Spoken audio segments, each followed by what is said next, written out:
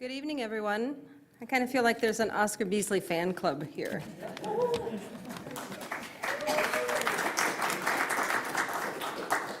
My name is Maeve Clark, and I'm the Adult Services Coordinator here at the library, and this is part of our summer reading program. And I know bicyclists like to read, so if you'd like to join the summer reading program, it's really, really simple for adults. We encourage children and teens particularly to read, and they have a very complex chart they have to fill out, and they have to do 50 things in order to get entered in the grand prize.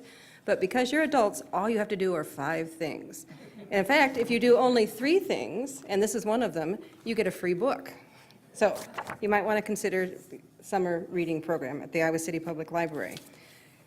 Part of the summer reading program is not only about reading, but this year's theme is about exercise and healthiness. And so Beth Fisher, who's in the back, she's our program librarian here at the library. She and I had a lot of fun picking out the kinds of activities to do this year. And let me point out just one. If you've ever been interested in rowing, and you know you guys are all bicyclists, so you might want to row in the winter, there is a community rowing club here, and our last program on Wednesday the 27th of July will be at the Beckwith Boathouse.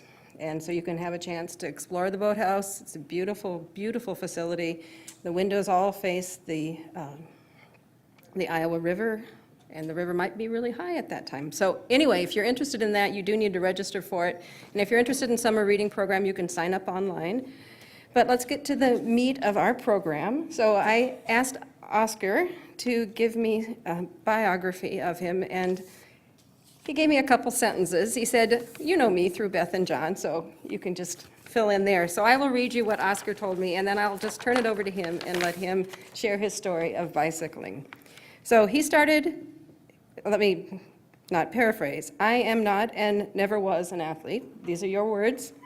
My bicycling began as a practical solution to the severe gasoline shortage in the summer of 1973, caused by the first Arab oil crisis. I was 45 years then. This turned into both a practical and a recreational activity, which I have maintained for the last 43 years. Bicycling is something that anyone can do at any age. Oscar Beasley.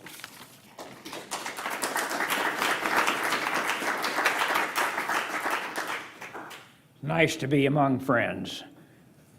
I feel like I'm speaking to the choir because when it comes to fitness, I know so many of you, and I know your record when it comes to exercise and fitness. I just stumbled into this, as Maeve said. It was 1973, and Carl Larson was my medical partner, and we lived in the same neighborhood, which is near Regina High School. And as Maeve just said, in the summer of 1973, we had our first Arab oil crisis. You couldn't buy 5 gallons of gas on a Sunday morning for love nor money. Carl said to me, "O.C., why don't we just bicycle to work?" And my response was, "Well, gee, Carl, I'm 45. I'm too old to ride a bicycle." Well, of course, the answer I wanted was what he gave me, "No, you're not." And so we each started riding to Mercy Hospital and then to our office, which is out at Towncrest. And I was kind of surprised. This wasn't as hard as I thought it would be. Little by little, I got into this, and so did Carl. And I subscribed to a magazine called Bicycling. I think it still exists. I don't take it anymore, but oh, good. And the first issue that came out was, I think it was in May of 1975, and the title was Foxy Grandpa, 3,400 miles in 34 days. And then it had his picture, white-haired, tall man, 70 years old. Wow. 100 miles a day, 70 years old. Gee, I didn't know that was possible, and this is great. And so I'm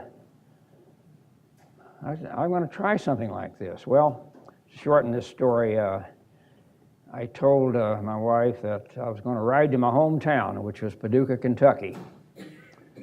And she thought I was crazy and maintained that position, but something happened that helped me along a little bit. The Press Citizen publicized the story of Herman Felicetti, who was a cardiologist at the university in those days, and Herman had participated in the Paris to Brest race in France, and he got a lot of publicity, and she found that fascinating and kind of backed off. So a beautiful day in October 1975, I took off one morning and for Kentucky. Thank goodness I had a northwest tailwind. And to my absolute surprise, I was at Burlington at straight up noon, and I was another 75 miles into Illinois by dark, and it was dark. I really took chances and went, but I had come 150 miles, and wow, I didn't know this was possible. And I wound up in Paducah in 4 days. So I was hooked. And from there, I started doing these cross-country trips. Give me another slide. The fitness idea was popularized by Mrs. Obama, and she used the term, this is from 4 or 5 years ago, but let's move, the idea of trying to treat the obesity problem by getting kids to exercise regularly. Go ahead next now. Now, this is the theme that I hit upon, and I want to tell that story to this audience. My girls, I have 4 girls, and they were all into horseback riding. Jim Clifton had the same experience. He had 3 girls, and we would sit out there and be bored at Sugar Bottom watching these English saddleback horse shows. And so I was sitting next to Jim, and we were visiting, and I got to talking about polo, which I don't know anything about, but I knew that rich people did this, and they could afford any kind of horse they needed, and they talked about wearing out 3 ponies in a single match. But the surprising thing was that these horses were 15, 17, occasionally 20 years old. Now, they could have afforded any horse, a young horse. And so we switched back and forth on this, and the thing we both kind of came up with was, well, they exercise regularly all their life, so even if they're near their usual natural life expectancy, they still are very athletic and very strong and able. And so this is an idea that turned over in my head for a number of years, and then we go to the next slide there. Well, I take it back. Let's go a little longer right here. Back up. The idea I tried to illustrate with a graph. Now, the top one is a presumption, and that is, as Winston Churchill said, a man hits his peak when he's 25 years of age, and we assume that it's a linear downhill course until he reaches his natural life expectancy. On the contrary, my concept was, well, if you exercise regularly, now looking at the bottom graph, yes, you're going to lose a little as time goes on, but it's more of a plateau until you get out to the natural end of life, and then you're going to go down fast and you're going to die. Okay, I had that in my mind, and I'll take the next slide here. And then another guy published the idea. This happened to be the same field that I'm in, a general internist in New York City.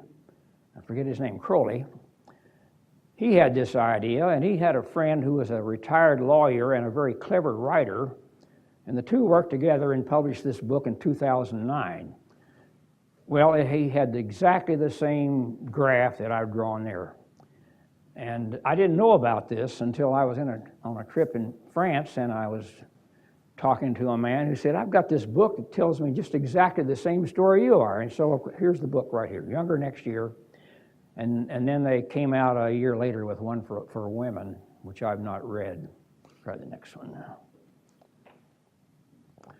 Back to the Paducah, Kentucky story. Here I am on the first morning of my ride. I didn't hardly know what a helmet was in those days.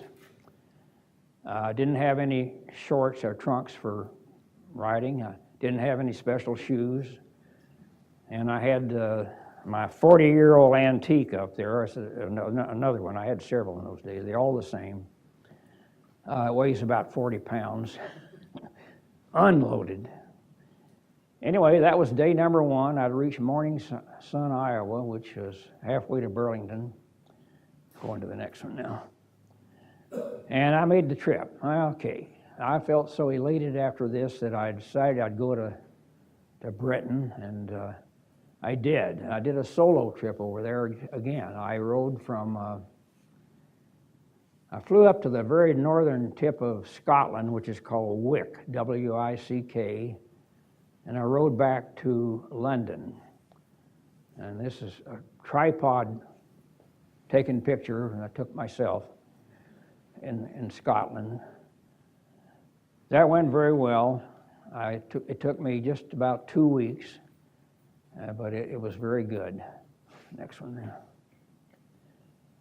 Carl and I then decided to ride from Seattle back to Iowa City.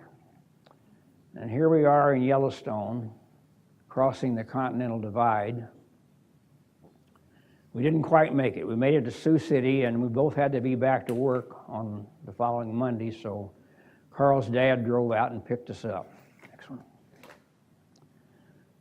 Next year, Alaska. Fantastic. No better way to see it than on a bike. The most beautiful natural scenery I've ever seen. Rain, yep. Half the days were rainy days, but the beautiful days were just unbeatable. We went to Anchorage by air, and then we circled up to, they used to call it McKinley Park, now it's called Denali, then up to Fairbanks, and this is the ride back south to Valdez, where the famous horrible oil thing happened a few years later. I'll go ahead to the next one. Okay, I didn't do anything in 1980. I think Ken here will remember what happened that year. We all took our boards again, and I spent that summer trying to pass them, and unfortunately I did. But the next year, I rode to Washington, D.C. Another thing you might not think about when you look at this, you could ride right up to the White House. None of this security stuff and guards and all that stuff that you have to encounter nowadays. I made that in 9 days, and that, I will tell you, is one of the hardest rides I ever took. The Appalachians are tougher than the Rockies. Thank you. Next. I had a daughter living in New Orleans. She was teaching school to Vietnamese immigrants. They were learning English. I told her I was coming down and by bicycle, and she needed something to tell the students, something of interest, not just out of the book. So she said to them in very simple English, "My father, he rides his bicycle from Chicago to New Orleans." And she let that sink in. And one bright little girl, this lady on the back row, holds her hand up and says, "Does he not have car?" That was a great ride because I had a tailwind most of the way. Were you camping or staying in motels? I never camped. I always was able to find a motel. One night in Yellowstone, but I'm no camper. John, my son, who's sitting on the front row here, did several rides before he and Beth were married, and this was the one to my alma mater, University of Kentucky in Lexington, Kentucky, and we rode down through Bobby Knight territory and Bloomington, Indiana, and past my dad's source of limestone for his monument business in Bedford, and we wound up in Lexington in 5 days. A beautiful ride, a very hot ride, incidentally. I won't forget that. Next one. This is I call it my opus magnus. And I flew to LA, and I made it back to Kansas City where my oldest daughter lives, and I equaled my friend Foxy Grandpa. I did 1,700 miles in 17 days. There was a German tourist there, stopped on the road, and I got a hold of him. I said, take my picture for me. And he nailed me. This guy was good with a camera. So I put that on the front of my book. It's on the table up here. Next. A year later, I got Andy. Hello, Andy. Thanks for coming. And John to fly out to San Francisco with me. And we came down Highway number 1. And in case you don't know this, and I'm talking to an audience here who's ridden a lot, I know that, but I tell people, do this one last, because it is superior to anything else you're going to ever do in the way of a bike ride. You go from north to south so that the ocean is on your right, you don't have to look across traffic, and the speed limit's 50 miles an hour, no trucks, and Californians like bicyclists. It was great. 5 days, 500 miles, San Francisco to LA. We had a great trip. Actually, we got there a day earlier than our plan, so in those days the airlines are pretty loose, and we just rode up to the counter, which is right on Highway 1. Could we possibly change to go home today instead of tomorrow? Let me see. Yeah, we can get you on. Can you get the pedals off and the handlebars turned sideways? Yeah, just like that. So we get on board, first class. First time I ever did that. Wind up in Kansas City 4 hours later and go to a Royals game that night. And the boys didn't want to go to bed, so I said, I'll lay in the back of the station wagon, you guys drive home. And we did. Wonderful trip. Next. This daughter from New Orleans moved to Dallas. John and I had his youngest sister drive us down to Dallas and visit them, and we rode back to Kansas City to visit our oldest daughter. This is the end of the trip. I don't remember how many days it was, but we made record time. Thank you. Next. Okay, I wanted to go to the Northeast. I'd never been there. So I took off and headed for Boston. I'll tell you one story on that one. This is Cleveland. I was scared to death of Chicago. I'd always thought, boy, it's a dangerous place, and they really drive fast and hard there. And so I asked a cop, and what's the city? Just Joliet, before I got there. How's the best way to get around here? He told me a really good route. I forget, it's called the Sauk Trail. Some of you know Chicago. But I was nervous, and I always had trouble with my left knee, and so I stood up on those pedals, and I got through that city just as fast as I could, tried to make all the stoplights and without any stops, and boy, I really put that knee in bad shape. So I got near Cleveland, and I was at a place eating, and I talked to a truck driver. These guys are not dumb, let me tell you. I said, look, I got a problem. I said, I've got to get through Cleveland or go around Cleveland. I said, I got a bad knee. He says, well, you got two choices. You can go around it and buck the hills, or you can go through it and it's flat. Well, I went through it and got along just fine, no problem. Go ahead to the next one. Let's see. Well, I had never been to Florida either, so next year I tried that out. I made it to, I'd already ridden to my hometown, so I drove the car down there and left it with a cousin, and I rode the bike from Paducah, Kentucky to Tallahassee. And I had friends there, and then I flew home, and now going more. I finished it out the next year by riding with my youngest daughter and her recently married husband, Barry, down to Tallahassee, and then I rode down to the tip of the island, Marco Island, which is the very southern tip of Florida. And that's kind of where I let up, because I got hooked on another matter then. That was genealogy, an old lady's job, I think, but I got hooked on that and spent the next decade playing with that stuff. Go ahead, next. Well, after I got my prostate cancer taken care of very ably at the university hospitals here, I signed up for Elder Hostel.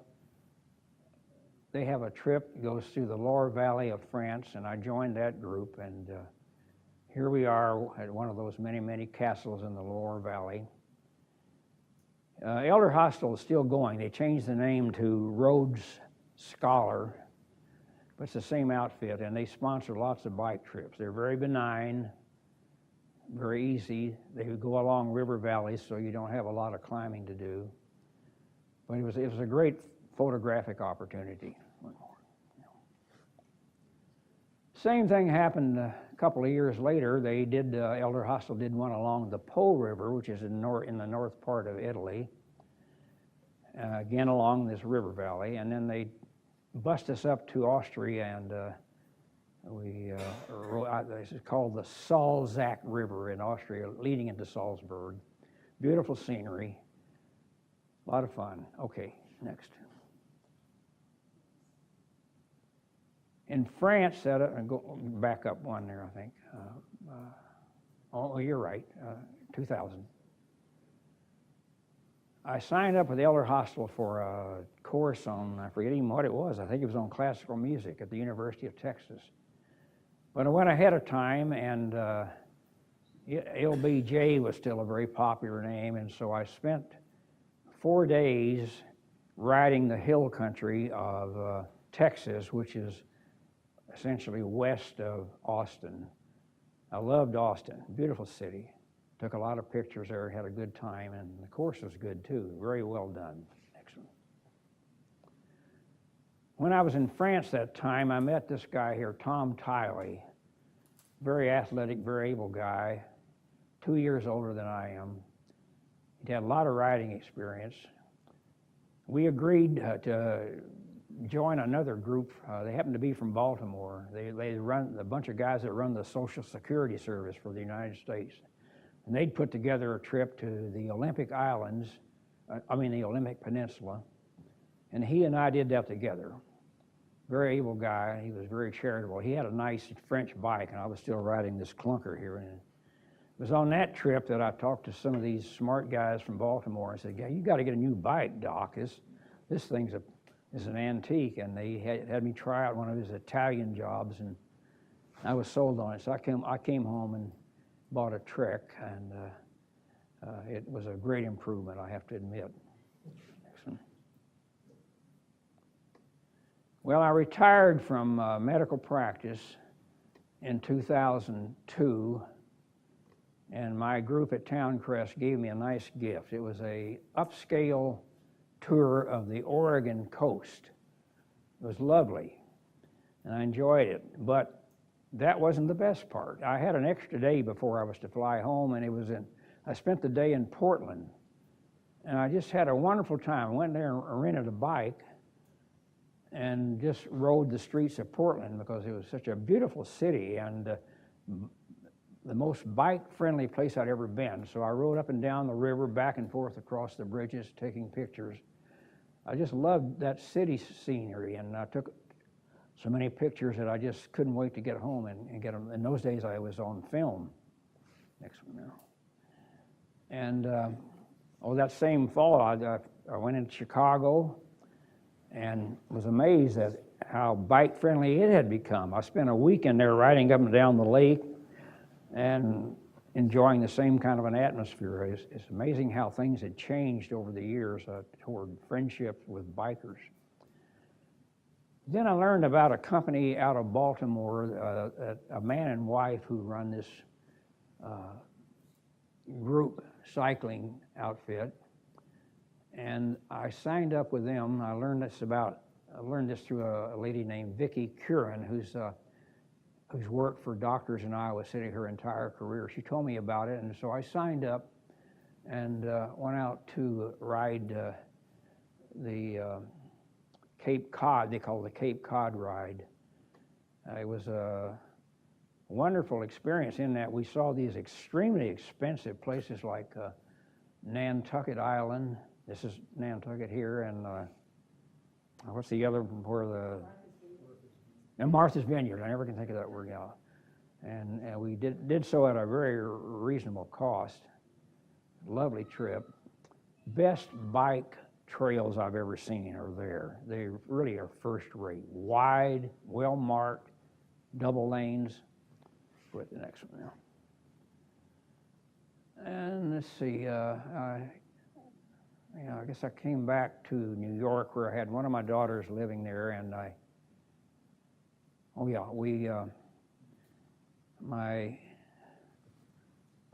were two. My older grandson and his father and I went over to Manhattan, and we rode a little bit there, rode across the Brooklyn Bridge, and rode down the Brooklyn coast to this famous bridge that leads to Staten Island. Go ahead, next. I wanted to pull a stunt, and I pulled it off pretty well. I took an elder hostel course in Mexico City on art or something. I forget the main name of the course, but added on a trip down to Panama. You know, I never dealt with travel agencies before, but I took the same one that Elder Hostel hired. It was an outfit out of Florida. And they recommended I get a hold of a guy called Panama Pete. Well, I did. And even though I heard he was a crook from some other bad emails, that wasn't true. I had a wonderful experience. Panama Pete was the son of Cubans who escaped from Castro and went to Florida. He was well educated.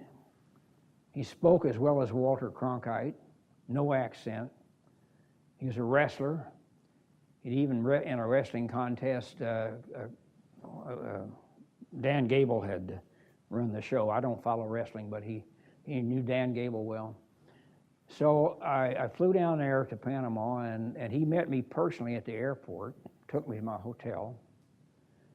And I said, Pete, I want to do something you've probably never heard of before. I want to ride from the Atlantic to the Pacific. And he said, I'll make you a proposition you can't refuse. All right, what is it? He says, I'll take you to the Pacific side. I'll put you on a brand new Trek bicycle. I'll ride with you. And I'll have my assistant drive behind us and flash his lights on, and we'll travel across the isthmus. $200. I said, sold. And that's exactly what happened. 6 o'clock in the morning, they pick me up and take me across the island to the Pacific side. Maybe I've got that backwards. I do. To the Atlantic side. And the name of the town, for the doctors here will appreciate it, is Colon is the name of the city. Colon, but they call it Cologne. But we got on brand new Trek bikes, there they are, and we rode across the mountain. Make that word mountain clear. That's why the French failed and we made it. The isthmus cuts through a mountain, and even in March, it is hot. I thought I was going to collapse, but the guy in the back driving the car, he had it loaded with all these new, I never even heard of them before, these energy booster drinks, and all kinds of candy and sweets and stuff to energize you. So I lay down for a while, got my breath back, and had a couple of these things, and we rode over to my hotel, and he got on his, they used to call it BlackBerry, the phone thing, called his office staff and said, I want these signs made. So when we rode up to my hotel, they had this thing already made for us, 2 beautiful young women, one at each end holding it out. Had a great time. I said, Pete, get your gang together. We're all going to have dinner together tonight. Incidentally, Panama is a great place if you want to bargain. Interesting. Things are cheap there. It was good. Go ahead. Went to the same group from Baltimore and who had decided to have a trip in Northern California, Napa Valley. I went out ahead of time and I toured the city of San Francisco on my bike, got along just fine. Got to see Berkeley, got to see Palo Alto and Stanford. And then we did the bike ride, which incidentally was pretty darn tough and very hot. But it was a great trip. Thank you. Next one. Elder Hostel again. They still call themselves Elder Hostel in 2007. I'd never been to Scandinavia, but here was a chance to do it. Incidentally, if you really want to be taken care of and babied and really pampered and treated well, Elder Hostel, or now Road Scholar, that's what they do. They take great care of you. Again, we rode across the country and really followed rivers and lakes, so we didn't really have any hilly territory, but it was a great opportunity to visit a lovely country. I mean, it was wonderful. And then I added on at the end a personal tour of Stockholm, and I took the train over to Oslo, and I did another personal tour there. Took the speedboat, or I think they call it something like that, speedboat, through the fjords to Bergen, and I flew down to Copenhagen. Everybody rides bikes in Copenhagen. I spent 2 or 3 days riding there and taking pictures. Great trip. Next one. Same group again out of Baltimore. We signed up for a trip to, there it is, from Toronto to Ottawa. I'd never been to any of those places. And these are the 2 oldest guys on the trip. Nice guy, Bill Emerson. He and I were the only 2 to finish the 80-mile leg of that trip. We rode through the Algonquin National Park, and we made the full 80 miles, and the rest of them didn't. I don't know why, maybe they just didn't stick with it, but we had that honor for the next one. Now, let's see, this is same Baltimore group. They decided to have one in Spain, and this is a very much ad-lib job. We rode 10 days on a sort of standardized trip in southern Spain, which is beautiful. But then they, on their own, the man and wife said, we'll pick a few of you. If you want to, you can join us to go down to the coast, down on the Mediterranean coast, which we did. And we ad-libbed it all the way, renting farmhouses and bed and breakfast, whatever we could find. But here I am on the very spot from which Columbus sailed to America in 1492. He didn't start on the ocean. He started in this river. It has a name this long, and I can't remember the name of the river, but the ship would go down downstream till it got into the Mediterranean and then turned across the ocean.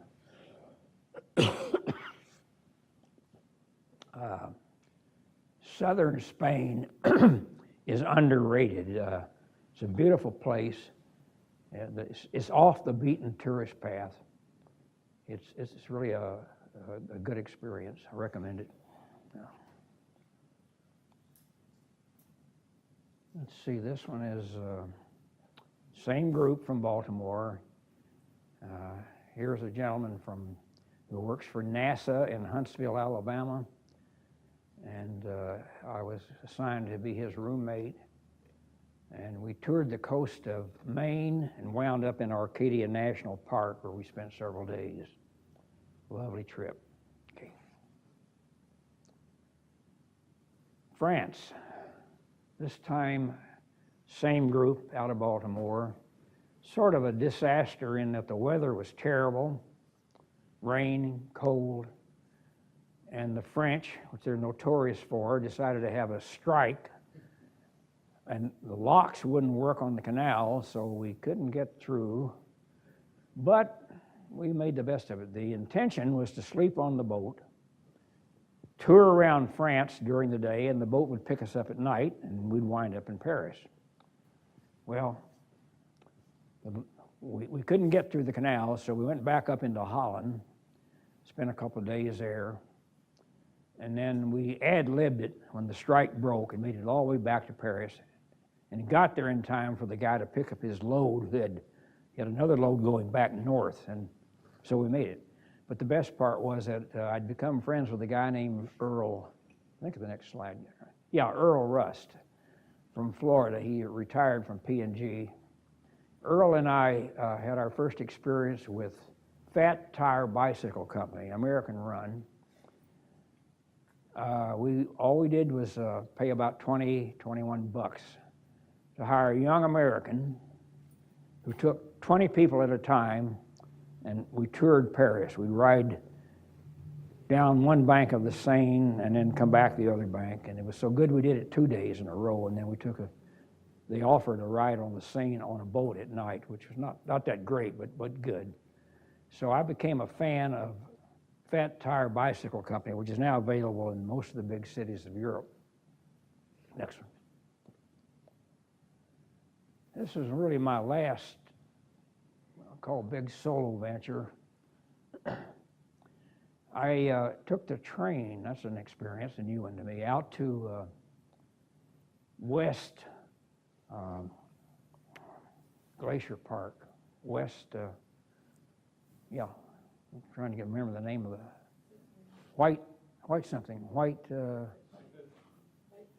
Whitefish, yes, thank you, Whitefish. And my intention was to ride through the park over that famous road, what do they call it, Highway to the Sun, and then to follow the train around south of the park and come back to Whitefish again. Well, I waited till mid-September, and they warned me it may rain, it may snow. Okay, I made it just fine across the park. And I was going down south outside the park to the East Glacier Park.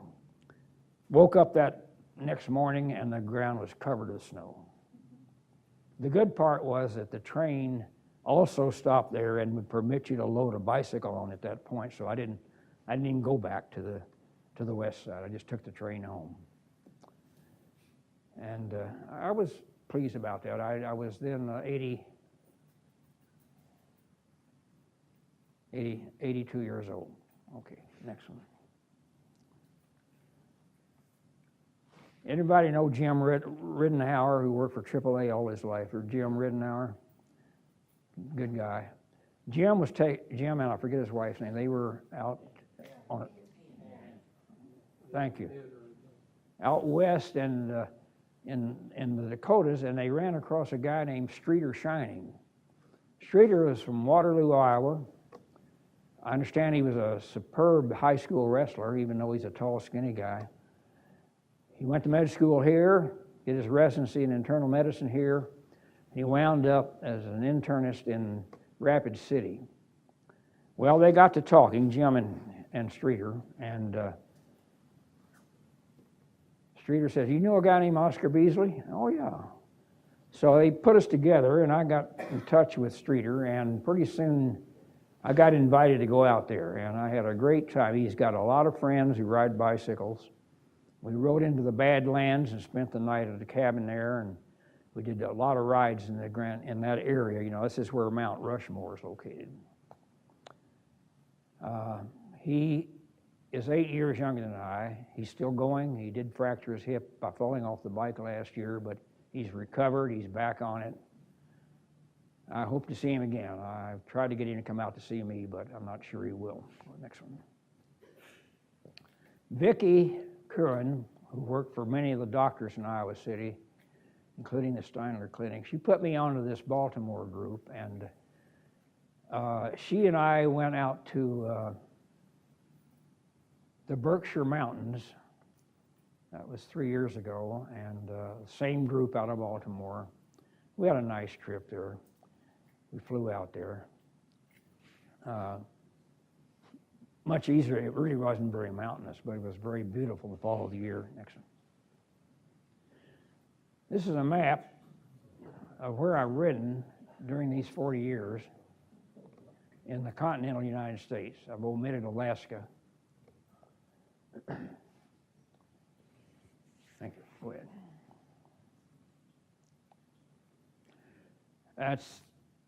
I did this 3 years ago, and I haven't added on to it since then.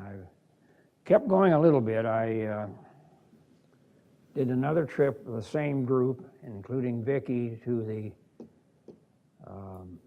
Finger Lakes a year ago. Turned out okay, rained a lot, but a beautiful country. And then 2 more and I'll shut up. I went to Croatia with that same Baltimore group in 2014. And I just got back from Europe 2 weeks ago, same group again. We toured from Berlin to Krakow. I think I've talked long enough, and I'd love to engage you in some questions and answers.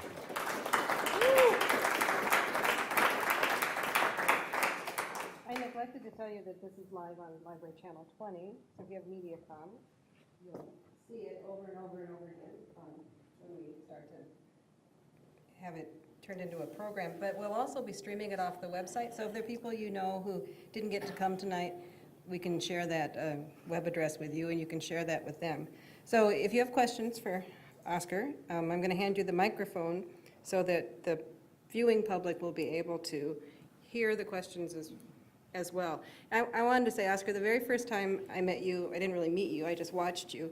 I lived on Wilson Street, which is right by City High School, and this man, you, rode his bike to work, but you had a dog in the basket. And I thought, there's somebody who I really would like to know, because who rides a bike to work with a dog in the basket? And it was you. So when did you take the dog to work with you? No, I didn't. That must be wrong. I didn't take the dog to work, but You did ride with the dog in your... I took her everywhere that I could. People told me you took the dog to work, so that was Yeah. part of the elaborate She story of... Had a 9-pound Yorkie, female, and forget the name of the manufacturer. In those days, I had a yellow nylon front pannier that perfectly fit this little dog. She loved it, and I got caught by the Press Citizen once, and they photographed me, and then the Gazette photographer caught me one time riding with the dog. Yep, I love that little dog. Well, if you do this again, you need to put the picture of you and the dog. How's that? You need to add the picture I of you should, and the yeah, dog I in the should. show. I could easily have done that. So does anyone have any questions or some other stories you'd like to tell about John? Here you go. I'd like to, if you don't mind, Dad, share a couple of memories of I wish you would. biking with my father. And Andy Piero and I, who's in the back room, were fortunate enough to do 3 or 4 trips with Oscar, and just a couple of fond memories that I take advantage of the group here. The first trip we did was from the Canadian border to Iowa City. And he was motivated by exercise and living longer. He quickly figured out that Piero and I were motivated by food.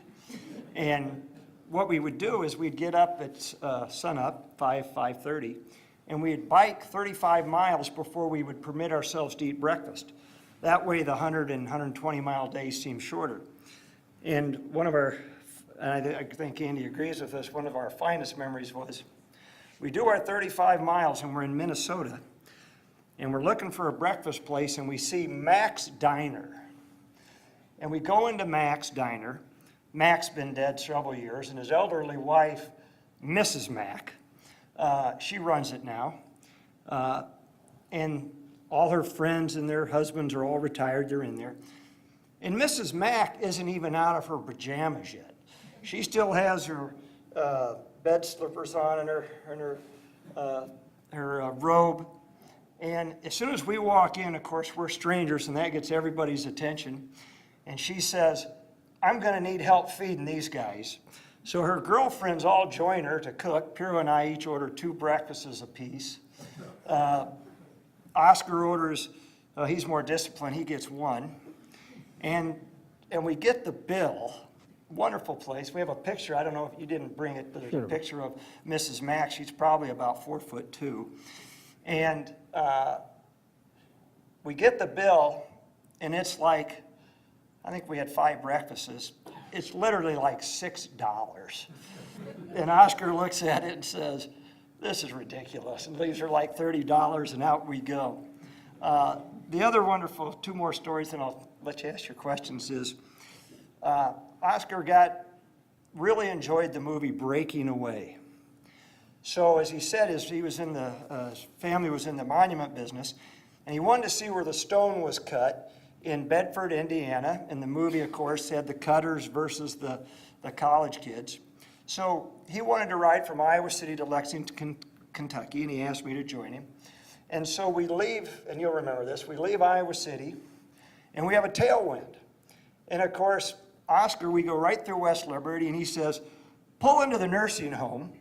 I want to pay for dinner tonight. I want to see some patients. So we stop in West Liberty, and he goes in and he examines about five of his patients, and off we go.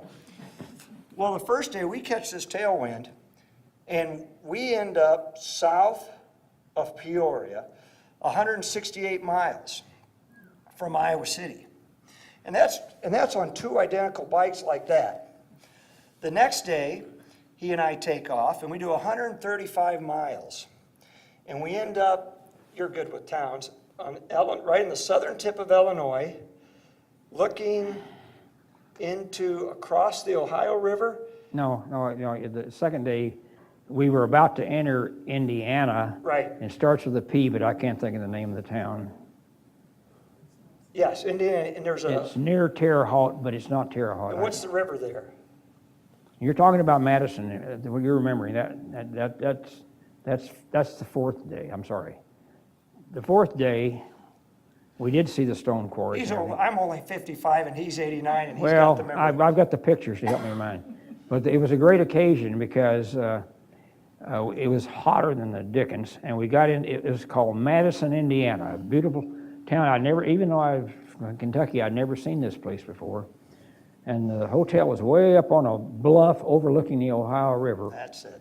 We got in there just as they were finishing the evening meal, and there was a big black guy there serving ribs, I think it was. He had ribs and chicken, and it was a glassed-in top of a hotel looking out over the river.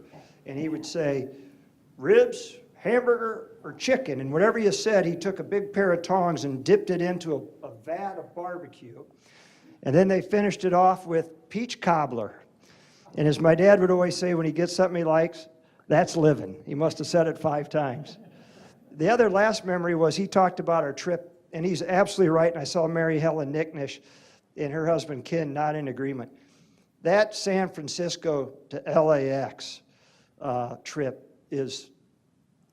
that's the one you want to do last.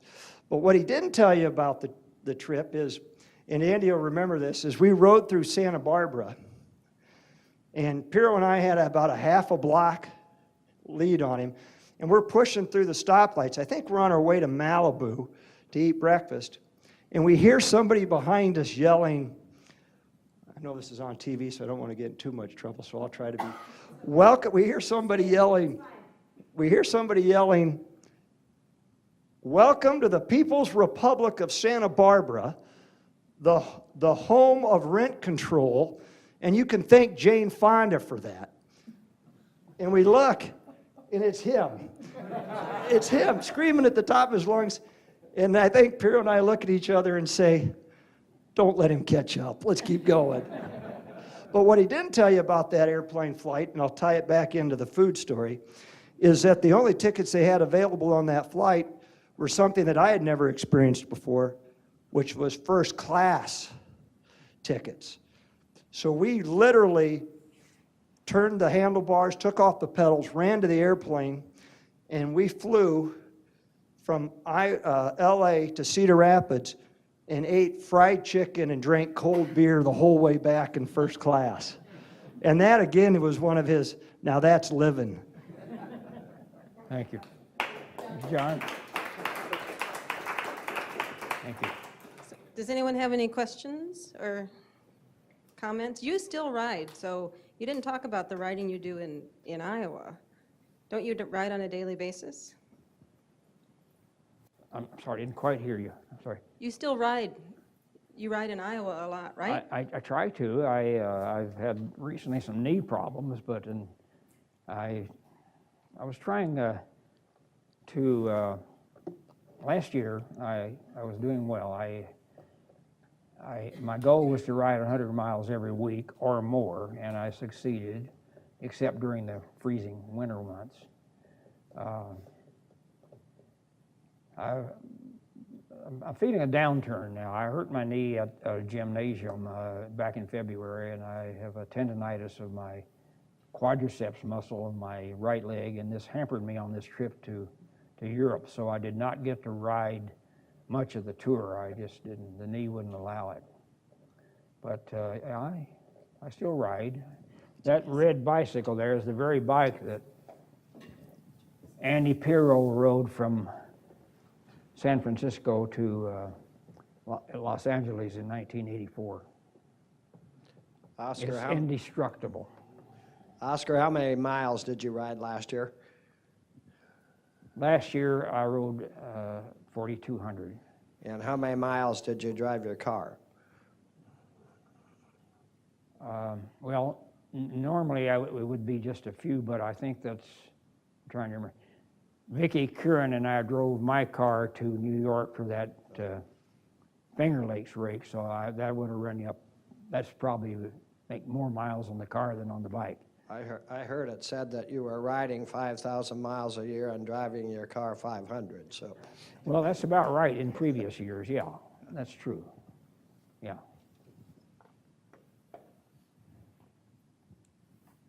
Anybody else have a? I was going to have him tell you that story, because the year before, you rode 5,000, and then your car was only driven like 500, right? That's true.